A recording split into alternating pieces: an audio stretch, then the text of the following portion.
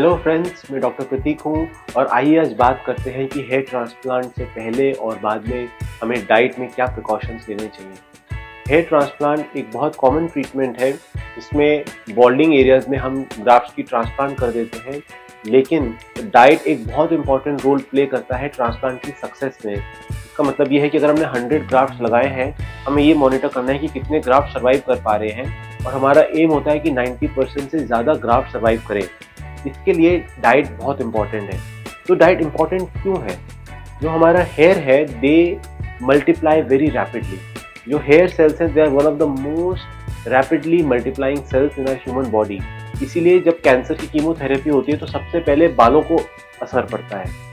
और आप ये सोचिए कि जब हम हेयर ट्रांसप्लांट कर रहे हैं तो हम कहीं से ग्राफ्ट निकाल के कहीं इम्प्लांट कर रहे हैं। तो अगर हमने 3000 ग्राफ्ट इम्प्लांट किए, और आप भी जानते हैं कि एक महीने में लगभग 1 to 1.5 सेंटीमीटर की हेयर ग्रोथ हो जाती है।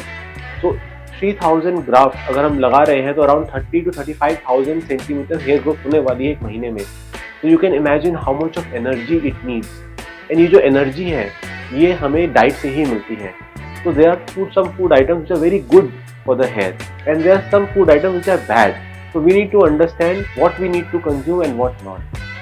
सबसे पहले प्रोटीन। हमारे जो बाल हैं वो प्रोटीन के बने होते हैं, इसलिए बहुत इंपॉर्टेंट है कि हमें अच्छी प्रोटीन डाइट लें। प्रोटीन के सोर्स वेजिटेरियन और नॉन वेजिटेरियन दोनों होते हैं। तो अगर आप वेजिटेरियन हैं तो आप पल्सेस अच्छे से कंज्यूम करें, which are good for the hair. If you are an eggetarian, then egg white is a good source of protein. And if you are a non vegetarian, then fish is a very good source. Fish का दूसरा advantage ये है कि उसमें high dose of omega 3 fatty acids होते हैं। Omega 3 fatty acids होते हैं जो हमारे हेयर की सेल्स को लाइन करते हैं। तो अगर हमारी डाइट में ओमेगा 3 फैटी एसिड्स होंगे तो हमारे जो बाल हैं वो ज़्यादा स्ट्रांग होंगे। बाकी कुछ ऐसी चीज़ें हैं जैसे flax seeds. Flax seeds are very good for the hair. Then ginkgo biloba. Ginkgo biloba is a substance which helps to improve the integrity of the cell membrane of the hair, and it is good for the hair. फिर कच्चा आंवला। कच्चा आंवला is also very good for the hair growth. Then soybean products. Soybean में एक तो protein होता है, साथ ही में उसमें फाइटोइस्ट्रोजेंस भी होते हैं। ये जो फाइटोइस्ट्रोजेंस हैं, ये हमारे बालों के DHT लेवल्स को कंट्रोल करते हैं और बालों की ग्रोथ में हेल्प करते हैं। तो ये ऐसे कुछ फूड आइटम्स हैं जो बालों की ग्रोथ में हेल्प करते हैं। अब हमें ये समझना है कि क्या ऐसे फूड प्रोडक्ट्स हैं जो बालों को डैमेज करते हैं। तो जो भी प्रोडक्ट्स हमारी बॉडी के अंदर स्ट्रेस पैदा करते हैं वो हमारे बालों को भी डैमेज कर सकते हैं, क्योंकि जैसे हमने डिस्कस किया, बाल बहुत ज़्यादा फ्रेजाइल होते हैं और स्पेशली जब हमने ट्रांसप्लांट किया है, जब उनकी ब्लड सप्लाई थोड़ी वीक है, उस टाइम तो बिल्कुल भी बालों में कुछ भी स्ट्रेस नहीं होना चाहिए। One of them is junk food. जो भी जंक फूड होता है वो जनरली फैक्ट्रीज में प्रोसेस होता है, उसमें हाई सॉल्ट कंटेंट होता है, उसमें हाई शुगर कंटेंट होता है, उसमें हाई प्रिजर्वेटिव कंटेंट होता है, और ये सारे हमारी बॉडी के लिए स्ट्रेसफुल इवेंट्स हैं।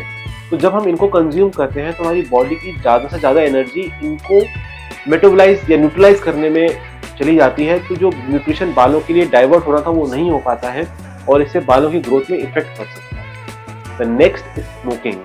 स्मोकिंग में निकोटीन होता है, and smoking has shown that it reduces the blood supply to the hair. तो बालों की ब्लड सप्लाई कम हो जाती है।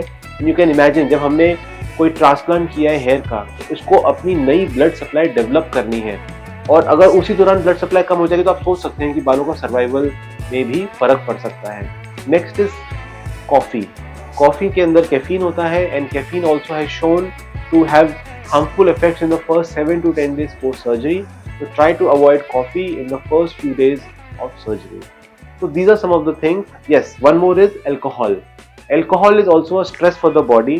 Even though alcohol doesn't affect the hair directly, lekin it is a big stress for the body, and any stressful event can reduce the hair growth. तो ये कुछ ऐसी चीजें थी जो हमें डाइट में लेनी चाहिए और नहीं लेनी चाहिए आपके ट्रांसप्लांट रिजल्ट को बेस्ट करने के लिए।